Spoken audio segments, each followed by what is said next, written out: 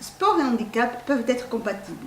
Pour preuve, mercredi dernier, le club de badminton de Souston recevait près de 120 déficients intellectuels pour une journée où échange et partage étaient les maîtres mots. Journée intitulée Sport adapté ou intégration. Cela fait maintenant plusieurs années que l'AS Souston Badminton organise ce genre de journée. Le club est même le seul club de badminton des Landes labellisé Sport et Handicap. C'est une rencontre annuelle qu'on fait en général au mois de février. On participe aussi à Handiland tous les 2 ans.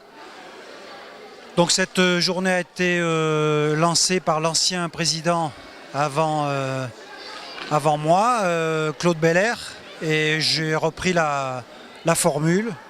Les premières années, ils étaient une quarantaine, on est passé à 60, 80 et là on arrive à 120.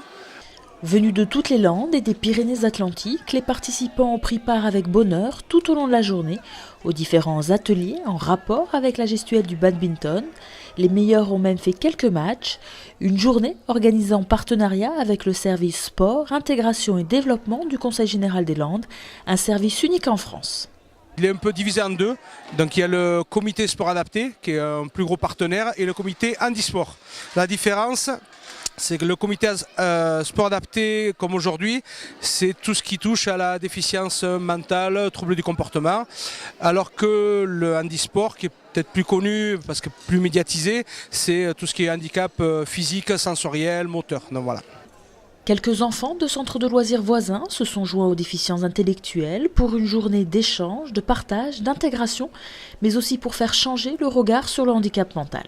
Le fait de le passer par les Francas, un des plus gros partenaires des jeunes des centres de loisirs, voilà, c'est de montrer un peu ce monde et de toucher un peu du doigt ce monde du handicap aux plus jeunes et de faire une mixité dans des équipes par le biais du sport, que ce soit plus un coéquipier sportif, plus qu'un handicapé et un non handicapé. Donc voilà, on veut enlever un peu tous ces termes-là et que le sport soit le vecteur essentiel. Ces journées sport adaptées sont aussi l'occasion pour les résidents de foyers de vie de sortir de leur quotidien et favoriser le lien social.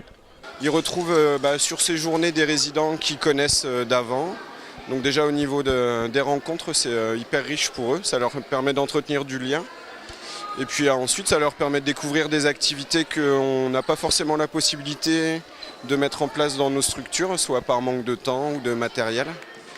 Donc voilà, il y a un double enjeu sur ces journées. Nous sommes très contents de faire beaucoup de sport qui apporte beaucoup de travail au niveau des animations et tout se passe très bien. Moi, le sport, c'est un truc que j'ai fait étant jeune et que maintenant je continuerai jusqu'à la fin. Ça me fait vachement du bien.